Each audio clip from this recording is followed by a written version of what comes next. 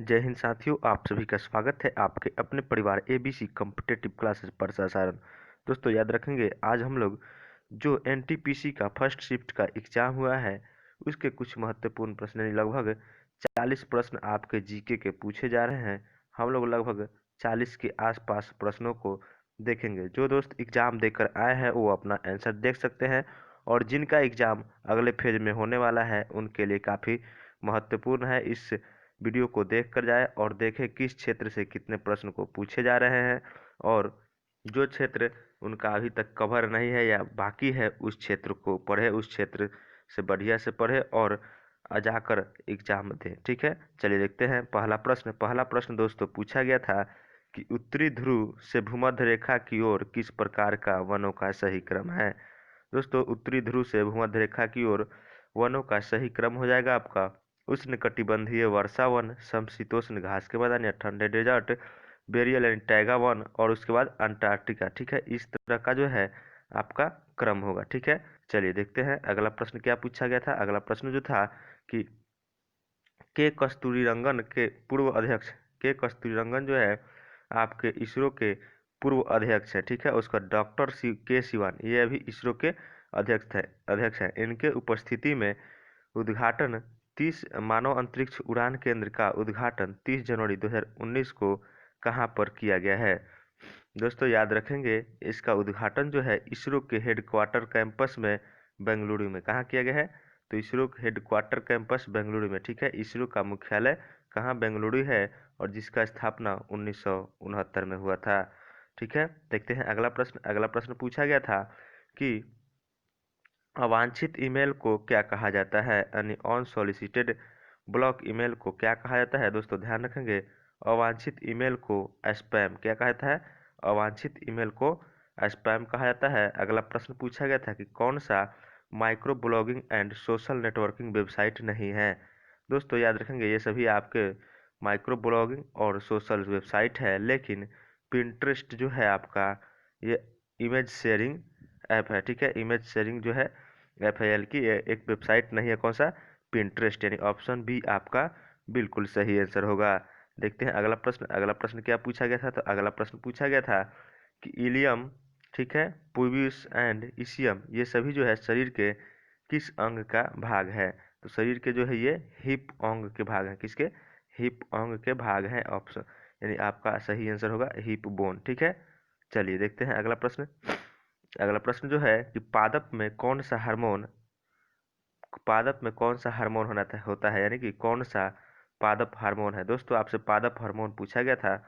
ठीक है, तो देख लेते हैं पादप हार्मोन जो है आपका cytokinin, auxin, gibberellin, abscisic acid, ठीक है, एथिलीन, ये सभी जो है आपका पादप हार्मोन है। दोस्तों याद रखेंगे, एथिलीन जो है एकमात्र ऐसा हार्मोन है जो कि गैसीय अवस्था में पाया जाता है। ठीक, दोस्तों ध्यान रखेंगे, इन सभी में से आपका कोई भी हार्मोन हो तो वो सभी पादप हार्मोन हो जाएगा। ठीक है, और एक है फाइटो हार्मोन। ठीक, तो जिब्रेलिस जो है तने के वृद्धि में क्या है, जिब्रेलिस जो है आपका तने की वृद्धि में काम करता है तथा कोशिका विभाजन तथा बीज के अंकुरन में आपका साइटोकाइनिन, ठीक है, कोशिका विभाजन और बीज के अंकुरन में साइटोकाइनिन गैसीय रूप में पाया जाने वाला हार्मोन कौन सा है, एथिलीन। ठीक है, गैसीय रूप में पाया जाने वाला हार्मोन है आपका एथिलीन, तथा चौड़ाई की वृद्धि में भी सहायक होता है। ठीक, और पौधा के वृद्धि को रोकता है कौन सा हार्मोन, एबिसिसिक एसिड। ठीक है, पौधा के वृद्धि को रोकता है आपका एबिसिसिक एसिड। और फ्लोरिजेंस जो है फूल को खिलाने वाला हार्मोन कहते हैं। ठीक, फूल खिलाने वाला हार्मोन फ्लोरिजेंस को कहा जाता है। ठीक, और अगला जो है ऑक्सीन्स जो है जड़ की वृद्धि को नियंत्रित करता है। कौन सा, ऑक्सीन्स जो है जड़ की वृद्धि को नियंत्रित करने वाला हार्मोन है। अगला प्रश्न देखते हैं। अगला प्रश्न जो है कि मिशन इंद्रधनुष का संबंध किससे है। दोस्तों ध्यान रखेंगे, मिशन इंद्रधनुष को जो है शुरुआत किया गया था सुशासन दिवस के अवसर पर। ठीक है, किस दिन, तो मिशन इंद्रधनुष को सुशासन दिवस के अवसर पर शुरू किया गया था, और केंद्रीय स्वास्थ्य परिवार एवं कल्याण मंत्री के द्वारा। ठीक है, और सुशासन दिवस ध्यान रखेंगे दोस्तों 25 दिसंबर को मनाया जाता है। यानी कब प्रारंभ किया गया था, 25 दिसंबर 2014 को। ठीक है, इसका उद्देश्य क्या था, देश के सभी बच्चों को किया था। दोस्तों अब जो है 0.07 प्रकार के टीके लगाए जाते हैं किस किस बीमारी के, तो डिप्थीरिया, काली खांसी, टिटनेस, पोलियो, तपेदिक, खसरत है, हेपेटाइटिस बी, इन 7 प्रकार के बीमारियों को टीका लगाए थे किस मिशन इंद्रधनुष के अंतर्गत। ठीक है, प्रथम चरण में यह 201 जिलों में संचालित किया गया, जहां से 50% से कम टीकाकरण तथा द्वितीय चरण में जो है कितने 297 जिलों को शामिल किया गया। ठीक है, चलिए देखते हैं अगला प्रश्न जो पूछा गया है कि मतदाता दिवस किस दिन मनाया जाता है। दोस्तों ध्यान रखेंगे, मतदाता दिवस जो है 25 जनवरी को, किस तारीख को, तो 25 जनवरी को मतदाता दिवस मनाया जाता है। ठीक है, इलेक्शन कमीशन ऑफ इंडिया का गठन 25 जनवरी 1950 को किया गया था। कब? 25 जनवरी 1950 को इलेक्शन कमीशन ऑफ इंडिया का गठन, इसलिए भारत में राष्ट्रीय मतदाता दिवस 25 जनवरी को मनाया जाता है। ठीक है, चुनाव आयोग के 61वें स्थापना दिवस, ठीक है, चुनाव आयोग के 61वां स्थापना दिवस 2011, ठीक है, यानी 1950 में स्थापना हुआ था, उसके बाद 61वां स्थापना दिवस 2011 के तत्कालीन राष्ट्रपति प्रतिभा देवी सिंह पाटिल ने राष्ट्रीय मतदाता दिवस की शुभारंभ की थी। ठीक है, अभी आपके चीफ इलेक्शन कमिश्नर हैं सुनील अरोड़ा और election commissioner of India Rajiv Kumar and Sushil Chandra. ध्यान रखेंगे, चीफ इलेक्शन कमिश्नर आपके सुनील अरोड़ा और इलेक्शन कमिश्नर जो है राजीव कुमार और सुशील चंद्रा हैं। ठीक है, देखते हैं अगला प्रश्न। अगला प्रश्न जो है कि आदि ग्रंथ किस धर्म से संबंधित है। दोस्तों याद रखेंगे, आदि ग्रंथ जो है आपका सिख धर्म से, किससे? आदि ग्रंथ जो है आपका सिख धर्म से संबंधित है। ठीक है, और सिख धर्म के 5वें गुरु गुरु अर्जुन देव जी ने 1604 ईस्वी में इसे पूरा किया था। किसको? तो आदि ग्रंथ को। ठीक है, आदि ग्रंथ के संकलनकर्ता जो है आपके गुरु अर्जुन देव हो जाएंगे। ठीक है, अगला प्रश्न जो है कि HTML किसके द्वारा खोज किया गया था। तो दोस्तों HTML का खोज टिम बर्नर्स-ली, किसके द्वारा? टिम बर्नर्स-ली के द्वारा 1991 में। ठीक है, जैसे www. टिम बर्नर्स-ली के द्वारा खोजा गया था, वही 1991 में। ठीक, चलिए देखते हैं अगला। और HTML का दोस्तों कभी कभी फुल फॉर्म भी पूछ लिया जाता है, जिसका फुल फॉर्म होता है हाइपर टेक्स्ट मार्कअप लैंग्वेज। ठीक है, देखते हैं अगला प्रश्न। अगला प्रश्न जो है वही HTML यानी हाइपर टेक्स्ट मार्कअप लैंग्वेज। ठीक है, और डेवलपमेंट बाय ये किया गया था वीटेक के द्वारा। ठीक, और इसको क्रिएट किया गया था टिम बर्नर्स-ली 1991 में। ठीक है, आगे देखते हैं अगला प्रश्न जो है कि किस राज्य में एक से ज़्यादा लोकसभा सीटें हैं। दोस्तों ध्यान रखेंगे, लोकसभा सीटों की संख्या कहाँ सबसे अधिक है, यानी कि एक से अधिक है, यहाँ पूछा गया है। तो मेघालय में जो है आपका 2 सीट है, ऑप्शन यहाँ पे। सिक्किम में आपके पास 1 सीट है, नागालैंड में 1 सीट है और मिजोरम में 1 सीट है, लेकिन मेघालय में आपका लोकसभा सीटों की संख्या कितनी है? 2। ठीक है, बात करें कि सबसे ज़्यादा लोकसभा सीटों की संख्या कहाँ है, तो सबसे ज़्यादा लोकसभा सीटों की संख्या उत्तर प्रदेश में हो जाएगी 80 और महाराष्ट्र में 48। ठीक है, और उसके बाद जो है आपका पश्चिम बंगाल 42 और उसके बाद चौथा स्थान बिहार का आता है, जिसमें लोकसभा सीटों की संख्या आपका 40 है। ठीक है, और राज्यसभा सीटों की बात करें तो सबसे अधिक उत्तर प्रदेश के 31, महाराष्ट्र 19, तमिलनाडु 18 और आपका बिहार का 16 है। ठीक, अगला है जिसमें जो है लोकसभा में कुल 550 सीट है। दोस्तों ध्यान रखेंगे, कुल 550 सीट है, जिसमें 530 जो है आपके राज्यों से चुन कर आते हैं। ठीक है, राज्यों के द्वारा निर्वाचित किया जाता है, और 20 सीट जो है संघ शासित प्रदेश को दिए गए हैं, जिसमें 13 पर चुनाव हो पाता है और 2 आपके एंग्लो इंडियन है। इस प्रकार भारत में भी लोकसभा सदस्यों की संख्या 545 है, ध्यान रखेंगे। ठीक है, लेकिन अब लोकसभा जो है एंग्लो इंडियन को जो है आप समाप्त कर दिया गया है। चलिए देखते हैं अगला प्रश्न। अगला प्रश्न है कि कौन सा गैस रूम तापमान पर ग्रीनिश येलो कलर होती है। ठीक है, कौन सी गैस जो है रूम के तापमान पर ग्रीनिश येलो कलर की होती है, तो आपका सही आंसर होगा फ्लोरीन। फ्लोरीन गैस जो है रूम ग्रीनिश येलो कलर की होती है, और वही क्लोरीन हो जाए तो ग्रीन ब्रोमाइड। ठीक है, ग्रीन ब्रोमीन और ग्रीन और ब्रोमीन जो हो जाएगा आपका रेड। ठीक है, क्लोरीन होगी ग्रीन और ब्रोमीन रेड, और आयोडीन जो है आयोडीन और आइंस्टाइन आपका ब्लैक हो जाएगा। ठीक, चलिए देखते हैं अगला प्रश्न। अगला प्रश्न जो है कि आधुनिक आवर्त सारणी में तत्वों का वर्गीकरण किस आधार पर किया गया था। दोस्तों ध्यान रखेंगे, आधुनिक आवर्त सारणी में तत्वों का वर्गीकरण हेनरी मोसले के द्वारा किया गया था सन 1913 में, और परमाणु क्रमांक पहले जो है तत्वों का वर्गीकरण परमाणु द्रव्यमान के आधार पर किया जाता था, लेकिन आवर्त सारणी में किसके द्वारा? हेनरी मोजले के द्वारा सन 1913 में आवर्त सारणी में तत्वों का रासायनिक वर्गीकरण किसके द्वारा? परमाणु क्रमांक पर किया गया था। ठीक है, चलिए देखते हैं अगला प्रश्न जो है कि किस स्मारक का निर्माण अंग्रेज शासकों द्वारा 70,000 भारतीय सैनिक की स्मृति में किया गया था, जो ब्रिटिश सेना में भर्ती होकर प्रथम विश्व युद्ध में 1914 से 21 और अफगान युद्ध में शहीद हुए थे। तो उसका निर्माण जो है दोस्तों याद रखेंगे, इंडिया गेट आपका प्रथम विश्व युद्ध 1914 से 18 के बीच हुआ था। ठीक है, इसको ध्यान रखेंगे। और इसके वास्तुकार जो कौन थे, एडविन लुटियंस। इंडिया गेट के वास्तुकार एडविन लुटियंस। और इसका जो है निर्माण कार्य प्रारंभ किया गया 10 फरवरी 1921 और बनकर जो तैयार हुआ 12 फरवरी 1930। ठीक है, तो इंडिया गेट नई दिल्ली में है और ये शहीदों का स्मारक है। ठीक है, इसे वार मेमोरियल के नाम से भी जाना जाता है। अगला प्रश्न देखते हैं कि क्लाइमेट इटली किस कमेटी या मिशन से संबंधित है। दोस्तों ध्यान रखेंगे, क्लाइमेट इटली जो है कैबिनेट मिशन से, किससे, तो कैबिनेट मिशन से संबंधित है। 1946 में ब्रिटेन के प्रधानमंत्री इटली ने भारत में 3 सदस्यीय उच्च स्तरीय शिष्टमंडल भेजे थे। ब्रिटिश कैबिनेट के 3 सदस्य स्टोफर्ड क्रिप्स, पैथिक लॉरेंस और एवी एलेक्जेंडर। इस मिशन का लक्ष्य था कि भारतीय नेतृत्व को सत्ता सौंपने की योजना पर विचार विमर्श किया जा रहा था, कि करना था। ठीक है दोस्तों, ध्यान रखेंगे भारत की आज़ादी के समय भी ब्रिटेन के प्रधानमंत्री क्लाइमेट एटली थे, जो कि लेबर पार्टी के थे। ध्यान रखेंगे। और इस जो है कैबिनेट मिशन के अध्यक्ष पैथिक लॉरेंस थे, एवी एलेक्जेंडर आपके नौसेना के प्रधान, और ठीक है ध्यान रखें, और स्टोफर्ड क्रिप्स इसके अध्यक्ष, पैथिक लॉरेंस जो हो जाएंगे आपके व्यापारिक बोर्ड के प्रधान। ठीक है, चलिए देखते हैं अगले प्रश्न को। अगला प्रश्न है कि इनमें से कौन भारतीय राष्ट्रीय कांग्रेस के अध्यक्ष नहीं थे। दोस्तों ध्यान रखेंगे, भारतीय राष्ट्रीय कांग्रेस के अध्यक्ष दूसरे अधिवेशन में आपके दादा भाई नौरोजी बने थे। ठीक है, दूसरे में आपके दादा भाई नौरोजी बने थे। ठीक है, ध्यान रखेंगे। और उसके बाद एनी बेसेंट जो है प्रथम महिला। ठीक है, और सुरेंद्र नाथ बनर्जी भी कांग्रेस के अध्यक्ष बने थे, लेकिन बाबा साहेब भीमराव अंबेडकर कभी भी कांग्रेस के अध्यक्ष नहीं बने थे। देख लेते हैं, सुरेंद्र नाथ बनर्जी 1895 पूना में और 1902 अहमदाबाद 2 बार बने थे। और दादा भाई नौरोजी आपके 3 बार 1886, 1906 और 1893। ठीक है, ये 1886 और 1806 में कलकत्ता 1906 में कलकत्ता में बने थे और 1893 के लाहौर में दादा भाई नौरोजी अध्यक्ष थे। और वही एनी बेसेंट की बात करें तो 1917 में। ठीक है दोस्तों, ध्यान रखेंगे 1917 में ये कोलकाता अधिवेशन में प्रथम महिला अध्यक्ष बनी थी। ठीक है, और यह एक आयरलैंड की महिला थी, जो कि थियोसॉफिकल सोसाइटी के सदस्य के रूप में भारत आई थी। ठीक है, चलिए देखते हैं अगला, साइक्लोन 30 का संबंध किस रोग से है।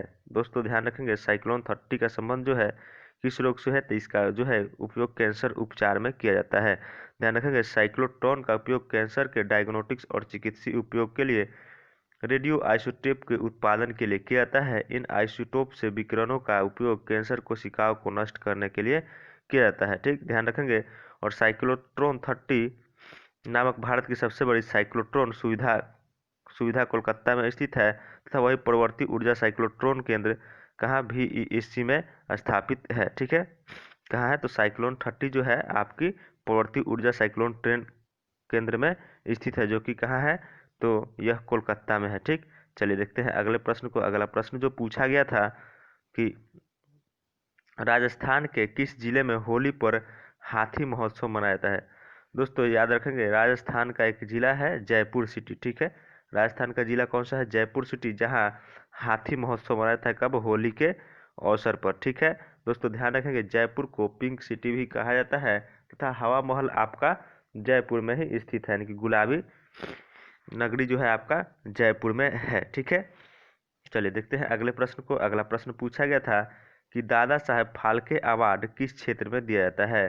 दोस्तों ध्यान रखेंगे, दादा साहेब फाल्के अवार्ड जो है किस क्षेत्र में दिया जाता है, तो भारतीय सिनेमा जगत में उनके आजीवन योगदान के लिए यह पुरस्कार दिया जाता है। हाल ही में यह पुरस्कार आपको अमिताभ बच्चन को दिया गया है। किसे दिया गया है, अमिताभ बच्चन को। ठीक है, चलिए देखते हैं अगला प्रश्न। अगले प्रश्न की ओर चलते हैं, एक मार्ग का हेड ऑफिस कहाँ है। दोस्तों याद रखेंगे, एक मार्ग का हेड ऑफिस जो है आपका फरीदाबाद में, कहाँ है, फरीदाबाद हरियाणा में। ठीक है, और इसकी स्थापना जो है 1937 में हुई थी।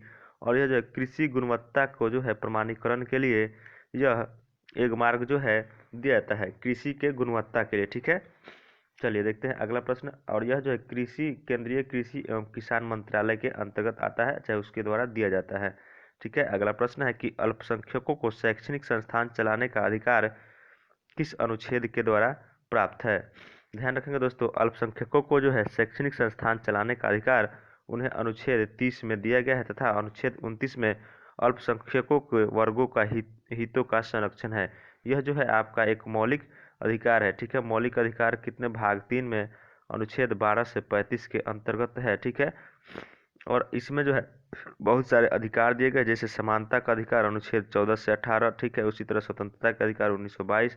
ठीक, उसी प्रकार आपका धार्मिक अधिकार 25 से 28। ठीक है, उसी प्रकार अल्पसंख्यकों को अधिकार दिया गया है जो कि 29-30 में वर्णित है। ठीक है, अगला प्रश्न है कि पेटिसिमा लिफ्ट इरिगेशन नदी इंटरलिंकिंग परियोजना किन किन नदियों को जोड़ती है। तो पेटिसिमा लिफ्ट इरिगेशन नदी इंटरलिंकिंग परियोजना जो है गोदावरी नदी को कृष्णा नदी से जोड़ती है। दोस्तों ध्यान रखेंगे, अब ये आपके जो है एग्जाम में प्रश्न धीरे धीरे अब हार्ड होने लगे हैं। दोस्तों आपको यदि वीडियो अच्छी लग रही हो तो अपने दोस्तों में शेयर करें, वीडियो को लाइक करें। यदि आप हमारे चैनल पर नए हैं तो चैनल को सब्सक्राइब कर लें और बेल आइकन को जरूर दबाएं, जिससे कि आपको नोटिफिकेशन मिलती रहे और आपको प्रत्येक वीडियो की जानकारी मिले और आप अपनी तैयारी को बढ़िया कर सके। दोस्तों ध्यान रखेंगे, हम लोग प्रतिदिन किसी न किसी नए टॉपिक का एक वीडियो लेकर आते हैं तथा जो भी एनटीपीसी में एग्जाम पूछे जा रहे हैं उनका भी आपको एक्सप्लेनेशन कराया जाएगा, जिससे आप लोग चैनल पर बने रहें और देखते रहें। जिनका भी एग्जाम होने वाले हैं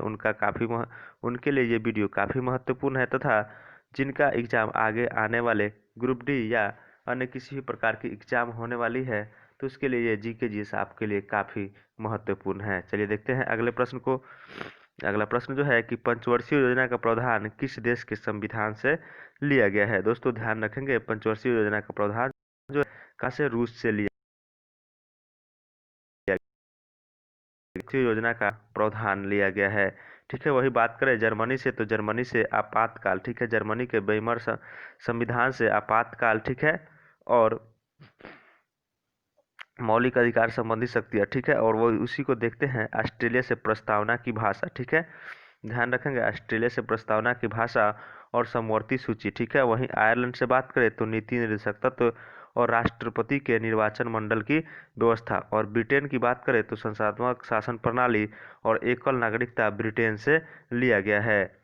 चलिए आगे देखते हैं, अमृतसर पंजाब का पहले क्या नाम था। दोस्तों यानी कि अमृतसर का पहले नाम क्या था। ठीक है, तो अमृतसर का पहला नाम पूछा गया है तो हिस्टोरिकल नॉन एज रामदासपुर। ठीक है, तो इसको जो है अमृतसर को पहले रामदासपुर के नाम से जाना जाता है। इसका नाम अमृत सरोवर से लिया गया है जिसे गुरु रामदास ने बनवाया था। अगले प्रश्न को देखते हैं। अगला प्रश्न पूछा गया है कि किस जगह पर जंतर मंतर वेधशाला नहीं है। दोस्तों ध्यान रखेंगे, जंतर मंतर वेधशाला सवाई जय सिंह के द्वारा बनाया गया था और यह 5 जगह अवस्थित है। ठीक है, 5 जगह अवस्थित है और आपको यहाँ पे ऑप्शन दिया गया था इंदौर, तो जो कि आपका सही आंसर होगा इंदौर। ठीक है, इंदौर में जो है जंतर मंतर अवस्थित नहीं है। जंतर मंतर जो है जयपुर, मथुरा, उज्जैन, दिल्ली। ठीक है, और एक जो है पांचवा वाराणसी। ये 5 जगह पर जंतर मंतर आपके बनाए गए हैं जो कि एक खगोलीय वेधशाला है। ठीक, प्रथम वेधशाला जो है आपका 1725 में दिल्ली में बनी थी और सेकेंड 1734 जयपुर में। ठीक, चलिए अगले प्रश्न को देखते हैं। अगला प्रश्न जो है कि डिजिटल इंडिया प्रोग्राम का इनमें से कौन सा लक्ष्य नहीं है।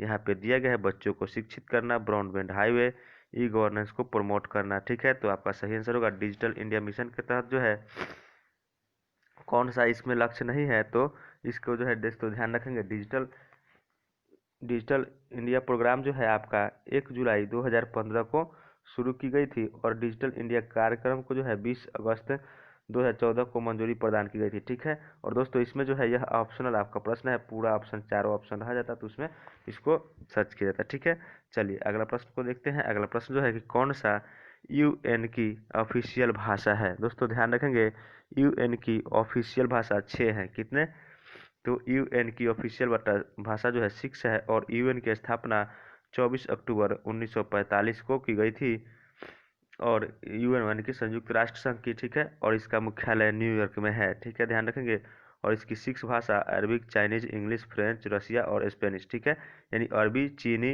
इंग्लिश, फ्रेंच और रसियन और स्पेनिश, यानी ये 6 भाषा यूएन की है। ठीक है, तो पूछा गया था कि 1982 राष्ट्रीय उद्यान यानी मरीन नेशनल पार्क कौन सा है। तो 1982 में स्थापित जो है समुद्री राष्ट्रीय उद्यान यानी मरीन नेशनल पार्क जो है कच्छ की खाड़ी, ठीक है, गल्फ ऑफ कच्छ कहाँ, गुजरात में अवस्थित है, ठीक है। अगला प्रश्न है कि सैफरन टाउन ऑफ कश्मीर यानी जम्मू कश्मीर में केसर के लिए कौन सा स्थान प्रसिद्ध है। तो जम्मू कश्मीर में केसर के लिए प्रसिद्ध स्थान जो है पैम्पोर, जो कि पुलवामा जिलों में पड़ता है, और यह कश्मीर कश्मीर में है, ठीक है, पुलवामा जिले के कश्मीर में है, जिसे सैफरन टाउन ऑफ कश्मीर भी कहा जाता है। और इसके उत्पादन में जो है उसके अग्रणी जिला जो है बडगाम, श्रीनगर और किश्तवाड़, इन सभी जिलों में भी केसर का उत्पादन होता है, लेकिन पुलवामा में जो है केसर के लिए सबसे अधिक प्रसिद्ध है, यानी कि सैफरन टाउन ऑफ कश्मीर इसे कहा जाता है। अगला प्रश्न है कि कौन से संसाधन मनुष्य के हस्तक्षेप के बिना स्वाभाविक रूप से उत्पादित होते हैं और मानव जाति उसका उपयोग करती है। दोस्तों इसको ध्यान रखेंगे, इस संसाधन को क्या कहते हैं, प्राकृतिक संसाधन, ठीक है, इसे नेचुरल रिसोर्स, जैसे हवा, पानी, मिट्टी, खनिज, जलवायु और सौर ऊर्जा, ये सभी संसाधन जो है मनुष्य के बिना हस्तक्षेप के, ठीक है, यानी हवा, पानी, मिट्टी, ये सभी अपने आप रूप से उत्पादित होते हैं और मानव जाति जो है इसका उपयोग करते हैं, ठीक। अगला प्रश्न पूछा गया था कि अगला प्रश्न है कौन सा देश संयुक्त राष्ट्र का अस्थायी सदस्य नहीं है। दोस्तों उस ऑप्शन के वहाँ पे ऑप्शन के अनुसार देख लेंगे, जहाँ तक मेरा ख्याल है वहाँ पे कनाडा दिया गया था, जो कि सही आंसर होगा, ठीक है। इसके सदस्य जो है चाइना, फ्रांस, रसिया, यूके और यूनाइटेड स्टेट, ठीक है, इसके 5 अस्थायी सदस्य हैं, बल्कि कनाडा जो है अस्थायी सदस्य नहीं है। दोस्तों ध्यान रखेंगे, एकमात्र एशियाई देश जो कि अस्थायी सदस्य है, जो कि कौन है, चीन जो है यूएन का अस्थायी सदस्य है, ठीक है। अगले प्रश्न को देखते हैं। अगला प्रश्न जो पूछा गया था कि दोस्तों यहाँ पे हम लोग का प्रश्न समाप्त होता है, ठीक। ध्यान रखेंगे लगभग हम लोगों ने 37 प्रश्न को किए हैं और आपके जो एग्जाम में है 40 क्वेश्चन पूछे जा रहे हैं, ठीक है।